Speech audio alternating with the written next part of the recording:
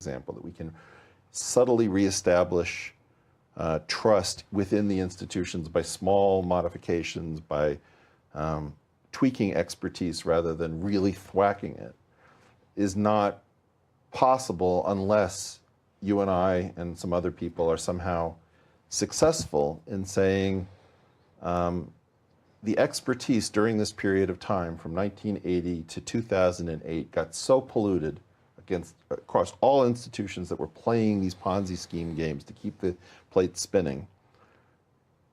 This is like a bad batch, and you're going to have to throw out tons and tons of bottles of wine because they're all not workable, and there's a tiny amount of stuff that was workable, but the institutions turned on all of those people. So you're going to have to seat people. The Panthers are, in general, what I call anti-experts. They're people who usually have the credentials, they're known in the community, people are very uncomfortable with them. They'll talk to them privately, but they won't seat them on the main stage.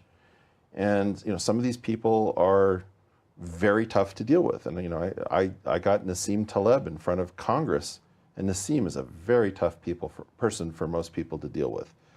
But the fact is that he's just, as Jordan Peterson says, ultimately one of the most disagreeable people around, and he's public-minded.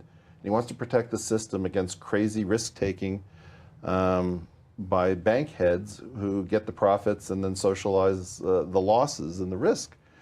And okay, so you're going to sort of keep this guy off to the side where everybody knows his name, but nobody wants to deal with him. Well, this is kind of a profile. Who are the people who the system discarded between 1980 and 2008 for standing up, and who have some track? Well, he's an egotist, he doesn't publish, she fundamentally is talking in her own language.